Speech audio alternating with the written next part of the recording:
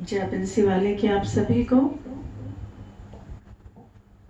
बोलिए बांके बिहारी लाल की जय, बोलिए बंसी वाले की जय।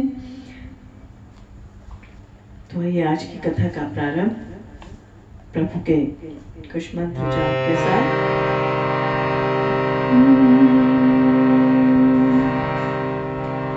कृष्णाय वासुदेवाय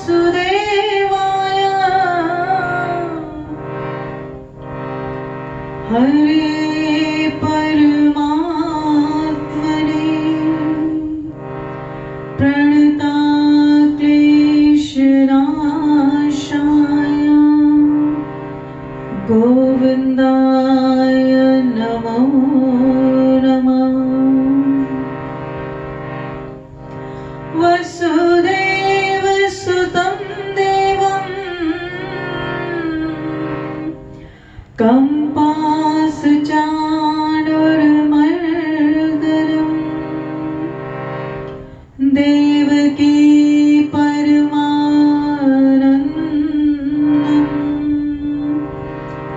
कृष्णं वन्दे जगद्गुरुम्। बांके बिहारी लाल की जय।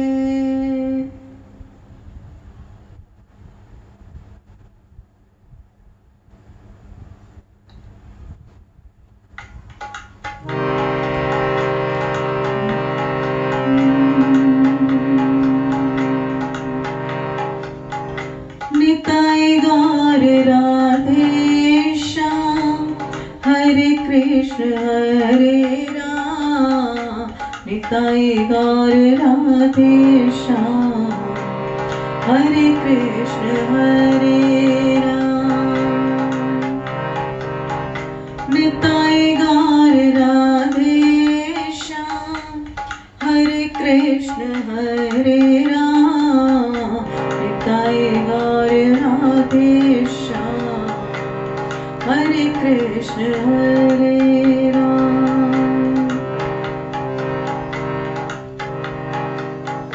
निताई गौर राधे श्याम हरे कृष्ण हरे राम। निताई गौर राधे श्याम हरे कृष्ण हरे राम। निताई गौर राधे श्याम हरे कृष्ण हरे राम। निताई गौर राधे श्याम हरे कृष्ण हरे राम।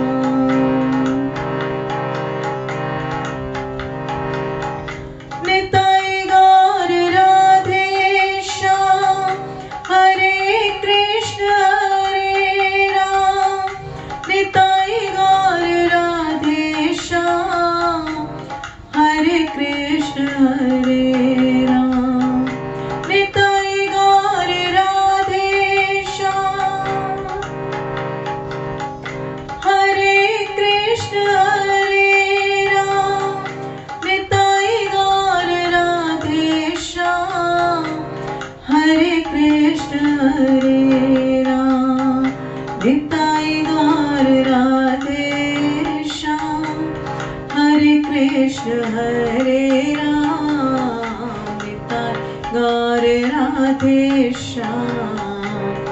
हरे कृष्ण हरे राम।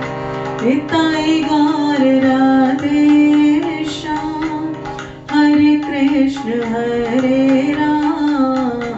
निताई गौर राधे श्याम हरे कृष्ण हरे राम।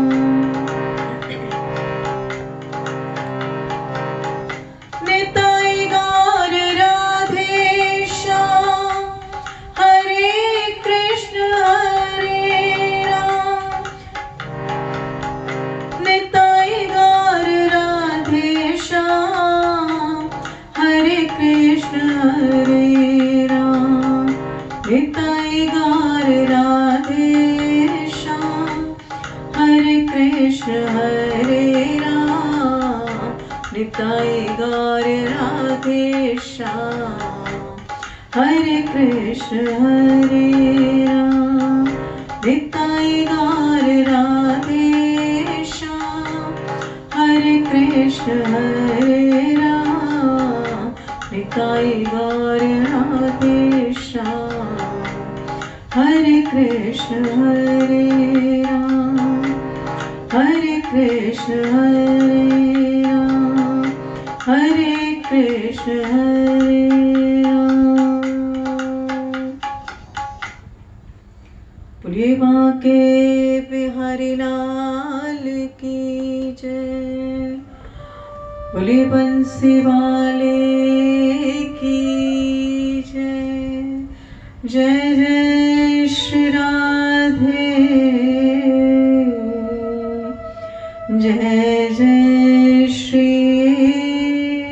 राधे, जय जय श्री राधे।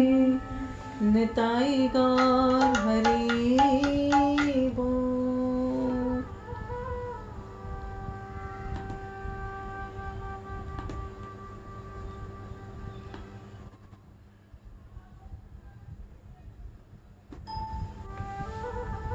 बोलिए बांके बिहारी लाल की जय।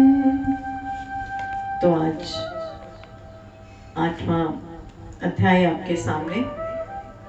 कल की कथा जब हमने देखा कि भगवान विष्णु ने जलंधर को समझाया कि हम आपस में युद्ध करें, इसका कोई फायदा नहीं, और उसके बाद जालंधर ने उनसे प्रार्थना करी कि वो लक्ष्मी जी और गरुड़ सहित उनके यहाँ पधारे।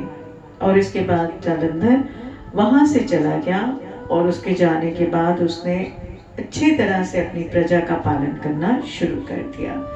और आज अब आगे की कथा।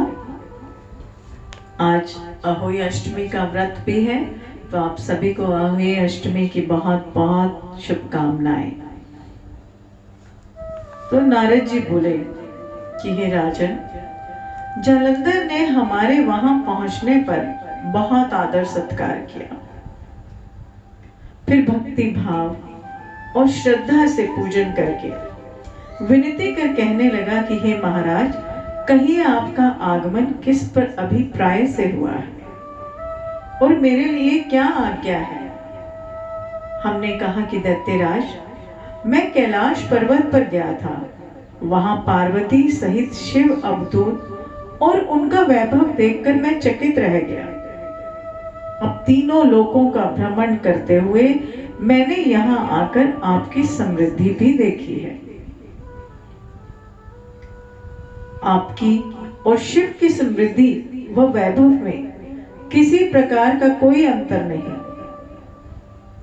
केवल तुम्हारा वैभव स्त्री रहित है।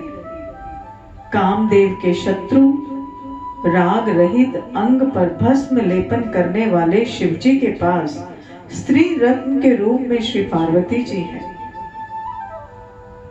ये माना कि तुम्हारे पास भी अनेक सुंदर स्त्रियां हैं, परंतु उनमें से एक भी ऐसी नहीं जिसकी तुलना पार्वती जी से की जा सके। अतः आपका स्त्री रहित यह अधूरा वैभव देखकर यही निश्चित हुआ कि शिव के समान सारे ब्रह्मांड में किसी का वैभव नहीं। उनके पास एकमात्र पार्वती ऐसी स्त्री है जिसको देखकर ब्रह्मा जी ने अनेक अप्सराएं रचाई, परंतु एक भी पार्वती जी के समान नहीं है। नारद जी बोले कि हे राजा पृथु, मैं तो केवल इतनी बात कहकर वहां से चला आया, परंतु पार्वती जी की अपूर्व सुंदरता की बात सुनकर जालंधर कामदेव के ज्वर से पीड़ित हो गया और उसी समय राहु को बुलाकर कहा कि तुम अभी कैलाश पर्वत पर जाकर शिव को हमारी आज्ञा सुनाओ और कहो कि त्रैलोकी के राजा अति पराक्रमी जालंधर ने आज्ञा दी है कि 3 लोक के नाथ और सब रत्नों के स्वामी के अतिरिक्त शमशानवासी तथा नर मुंडों की माला धारण करने वाले और जटाजूटधारी अवधूत के पास पार्वती जैसी परम सुंदर स्त्री शोभा नहीं देती। तीनों लोकों का स्वामी होने के कारण सभी रत्न मेरे पास ही होने चाहिए, क्योंकि पार्वती स्त्री रूप रत्न है, अतः वह मेरे पास ही शोभित हो सकती है। दैत्यराज जालंधर की आज्ञा सिरधार राहु उसी समय चंद्रमा के समान उज्जवल कैलाश पर्वत पर जा पहुंचा और अपनी भयानक दृष्टि से दैदीप्यमान कैलाश पर्वत को काला कर दिया। तब भगवान शिव के द्वारपाल नंदी द्वारा रोके जाने तथा शिव के सन्मुख उपस्थित किए जाने पर राहु ने दैत्यराज जालंधर की उपरोक्त आज्ञा सुना दी। नारद जी बोले, हे राजा पृथु, राहु की यह बात सुनते ही श्री महाशिव की दोनों भ्रुकुटियां कमान के समान बन गई, जो स्वाभाविक ही था। तब उनकी बाहों में एक अति भयंकर पुरुष उत्पन्न हुआ, जो सिंह के समान मुंह वाला था। उसके लाल लाल अग्नि के समान विकराल नेत्र थे और उसके सारे शरीर पर बड़े बड़े बाल खड़े थे। उत्पन्न होते ही वह विकराल भयंकर मुख फैलाकर राहु को खा जाने के लिए आगे बढ़ा, तो राहु भयभीत होकर कहने लगा कि हे देवों के देव महादेव जी, एक तो मैं ब्राह्मण हूं और दूसरे मैं दूत के रूप में आया हूं, अतः आप कृपा करके मुझे मत मारिए। राहु की यह बात सुनकर भगवान शंकर ने उसको आकाश में फेंक दिया। तब वह भयंकर पुरुष राहु को छोड़कर शिवजी के पास आया और अनन्य विनय करके बोला कि प्रभु, मैं भूखा हूं, कृपया करके मुझे कुछ खाने को दीजिए। तब शिवजी ने कहा कि तुम अपने हाथ पैरों को खा जाओ। शिवजी की आज्ञा पाते ही वह अपने हाथ पैरों सहित सारे धड़ को खा गया और जब केवल मुख ही शेष बचा, तब भगवान शंकर ने प्रसन्न होकर कहा कि तुमने मेरी आज्ञा का पालन किया है, इसीलिए तुम्हारा नाम कीर्ति मुख प्रसिद्ध होगा और आज से मैं तुम्हें अपना द्वारपाल नियुक्त करता हूं। पहले पूजा तुम्हारी होगी, बाद में हमारी। तुम्हारी पूजा के बिना हमारी पूजा निष्फल ही रहेगी। उधर राहु आकाश से बर्बर देश में जाकर गिरा। राहु की ऐसी दशा सुनकर जालंधर अत्यंत क्रोधित हुआ और दैत्यों की 1 करोड़ सेना लेकर अपने पुर से ज्यों ही बाहर निकला, सामने से एक आंख वाले शुक्राचार्य और अंग भंग राहु को आते देखा। इसके अतिरिक्त और भी अनेक अपशगुन देखे, परंतु यह देखकर भी वह रुका नहीं। तब वह अपार दैत्य सेना लेकर आकाश में दल बादल की भांति छा गया। जब देवताओं ने दैत्यराज जालंधर को अपार सेना सहित कैलाश पर चढ़ाई करते देखा, तो चुपचाप इसकी सूचना शिवजी को दी। खबर पाते ही शिवजी महाराज ने जो ही विष्णु भगवान का स्मरण किया, वे तत्काल स्मरण करते ही उपस्थित हो गए। तब शिवजी ने कहा, हे भगवान, आपने देवताओं को पीड़ा देने वाले इस महादैत्य को क्यों नहीं मारा? और इतना ही नहीं, आप स्वयं श्री लक्ष्मी सहित उसके घर में विराजमान हो गए। आखिर इसका क्या कारण है? तब विष्णु भगवान ने उत्तर दिया कि यह महादेव आप ही के अंश से उत्पन्न हुआ है और फिर लक्ष्मी जी का भाई भी है, इसी कारण हमने उसको नहीं मारा है। अस्तु यह महादैत्य आपके ही हाथों से मारा जाएगा। भगवान विष्णु की यह बात सुनकर शिवजी ने कहा कि यह तेजस्वी दैत्य हमसे भी ऐसे नहीं मारा जाएगा। अतः इसको मारने के लिए आप अपना तेज देने की कृपा कीजिए। शिव जी के वचन सुनकर श्री विष्णु भगवान सहित समस्त देवताओं ने अपना अपना तेज दे दिया। तत्पश्चात शिव जी महाराज उस तेज को इकट्ठा करके ज्वालामाली सुदर्शन चक्र और एक वज्र बनाकर जालंधर से युद्ध करने के लिए तैयार हुए। शिव जी के भूत गणों की सेना में समस्त देवता गण भी सम्मिलित हो गए। उधर जालंधर ने अपनी सेना सहित कैलाश के समीप जा पहुंचा और इधर कीर्तिमुख, नंदी आदि समस्त गण तथा देवताओं की सेना भी युद्ध क्षेत्र में आकर डटी। इसके पश्चात देवताओं और जालंधर का ऐसा घोर संग्राम हुआ जिससे समस्त भूमंडल कंपायमान हो गया। युद्ध के मैदान में जितने दैत्य मरते, दैत्य गुरु शुक्राचार्य उन्हें अपनी संजीवनी विद्या से जीवित कर देते। यह दृश्य देख भूत आदि गणों ने शिव जी के समीप जाकर उनसे संपूर्ण वृतांत कहा। तब शिव जी ने कंदरा के समान मुख वाली महाभयंकर ताल जंघा नामक एक कन्या अपने मुख से उत्पन्न की।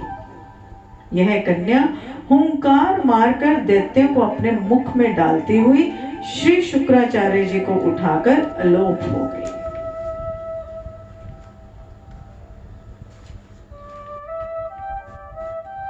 तब शिवगण निर्भय होकर दैत्य सेना को बुरी तरह से मारने लगे। गणों की इस मार से व्याकुल होकर दैत्य सेना भाग खड़ी हुई। दैत्य सेना को इस प्रकार भागते देखकर जालंधर के सेनापति शुंभ, निशुंभ और कालनेमी ने आगे बढ़कर देव सेना पर प्रत्याक्रमण कर दिया। अब देव सेना दैत्यों की मार से विचलित हो उठी। तब गणेश जी और शुंभ का महाघोर संग्राम हुआ। इस समय दैत्यों को पराजित होते देख जालंधर स्वयं युद्ध क्षेत्र में आया। उसे देख देव सेना की ओर से वीरभद्र ने जालंधर पर अनेक प्रकार के प्रहार किए। तब जालंधर ने क्रोधित होकर अपना परिघ उस पर दे मारा और उसके रथ की ध्वजा काट दी। फिर देव सेना पर भयंकर बाण वर्षा करके उसमें भगदड़ मचा दी। अपनी सेना की यह दशा देख स्वयं शिव जी बैल पर सवार होकर युद्ध क्षेत्र में आए और उन्होंने तीव्र बाणों की वर्षा प्रारंभ कर दी। शिव जी के प्रहारों से दैत्य सेना इस प्रकार भागने लगी जैसे कार्तिक मास के व्रत से पाप समूह भाग जाते हैं। उसी समय शिव जी ने अपने बाणों से खड्ग रोमा का सिर काटकर पृथ्वी पर गिरा दिया। इसके पश्चात ज्यों ही जालंधर आगे बढ़ा, शिव जी ने उसके रथ के घोड़ों को तथा सारथी को मार गिराया। बोलिए कार्तिक महात्म की जय। बोलिए शंकर भगवान की जय। तो इसके बाद जालंधर खड्ग हाथ में लेकर पैदल ही शिव जी की ओर दौड़ा और शिव जी ने तत्क्षण आगे बढ़कर एक मुक्का उसकी छाती में मारा जिससे दैत्य विहल हो उठा। इस प्रकार जब जालंधर ने देखा कि शिव अजय है तो उसने गंधर्व माया रची। गंधर्व तथा अप्सराएं युद्ध क्षेत्र में नृत्य और गायन करने लगी। शिव जी भी इस माया में फंसकर नाचने तथा गाने लगे। शिव जी को इस माया में फंसा देखकर जालंधर महादेव जी का रूप धारण कर पार्वती जी के पास गया और उनका सुंदर रूप देखकर कामांध हो गया। पार्वती जी ने शिव जी को आया देखकर खड़ी हो, परंतु तुरंत ही इस राक्षसी माया को समझकर वहां से अंतर्ध्यान हो गई। तब निराश जालंधर पुनः युद्ध क्षेत्र में आ गया। उधर जालंधर के चले जाने पर पार्वती जी ने जो ही भगवान विष्णु का स्मरण किया, वे तत्काल उपस्थित हो गए और उन्होंने जालंधर के शीघ्र मारे जाने का आश्वासन दिया। फिर विचारने लगे कि जालंधर ने स्वयं ही अपनी मृत्यु का रास्ता बता दिया। वह दुष्ट वृंदा के प्रतिव्रत धर्म के कारण ही नहीं मर रहा है। अतएव देवताओं तथा अपने भक्तों की रक्षा करने के लिए हमको ही वृंदा को धर्म से डिगाने का घोर कर्म करना पड़ेगा, क्योंकि ऐसा किए बिना यह दुष्ट नहीं मरेगा। इतनी ही देर में शिवजी भी राक्षसी माया से मुक्त हो गए और जालंधर को आया देख उस पर बाणों की वर्षा करने लगे। बोलिए शंकर भगवान की जय, बोलिए कार्तिक महात्म की जय, बोलिए बांके बिहारी लाल की जय। तो इस प्रकार भगवान शंकर और जालंधर के बीच का युद्ध चला, और जैसा कि भगवान विष्णु ने आश्वासन दिया मां पार्वती को कि जालंधर अब शीघ्र ही मारा जाएगा, तो इसके आगे की कथा हम आपको कल सुनाएंगे। और आज एक छोटा सा गुणगान हम अपने भोले शंकर का करेंगे। आज सोमवार भी है और उनकी कथा भी कही है, तो इसलिए एक छोटा सा भजन, और उसके बाद हम अपनी कथा को विराम देंगे।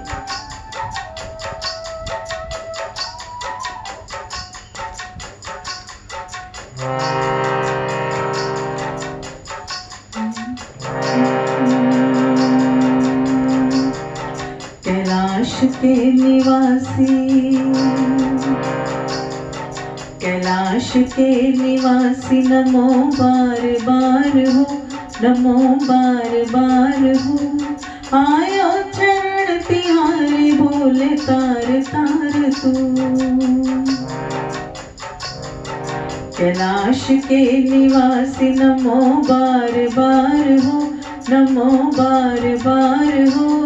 आयो आयो शरण तिहारे भोले तार तार तू। आयो शरण तिहारे प्रभु तार तार तू। कैलाश के निवासी,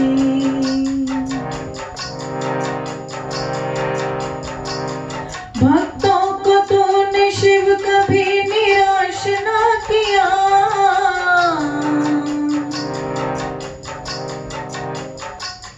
भक्तों को तूने शिव कभी निराश ना किया। पाया जिन्हें जो चाहा वरदान दे दिया। पाया जिन्हें जो चाहा वरदान दे दिया।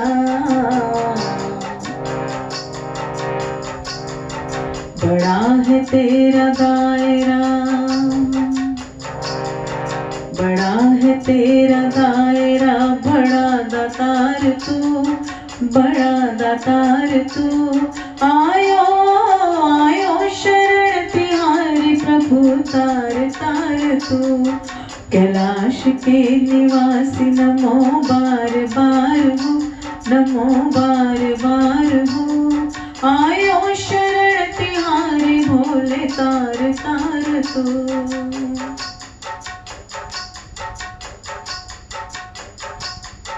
बखान क्या करूं मैं राखों के ढेर का।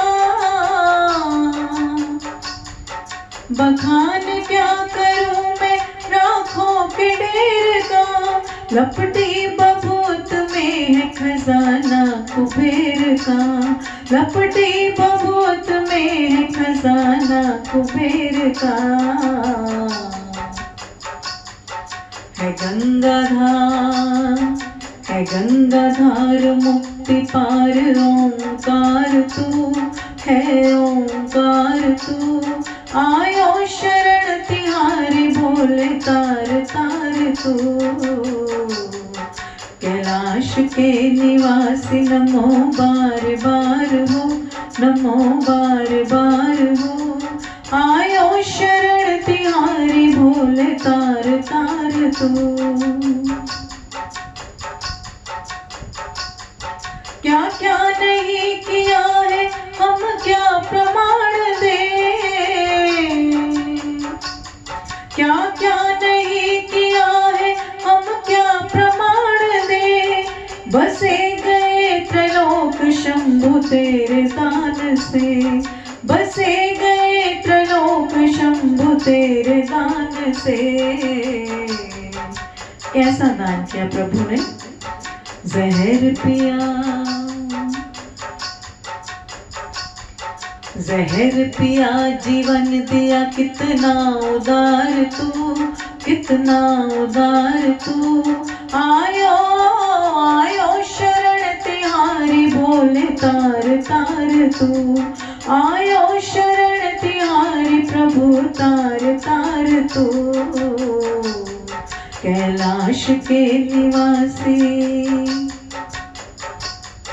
कैलाश के निवासी, नमो बार बार हो, नमो बार बार हो। आयो आयो शरण तिहारी, बोले तार तार तू। आयो शरण तिहारी शंभु, तार तार तू। आयो शरण तिहारी प्रभु, तार तार तू। कैलाश के निवासी, कैलाश के निवासी, कैलाश के निवासी, नमो बार बार हो, नमो बार बार हो। आयो शरण तिहारी प्रभु, तार तार तू।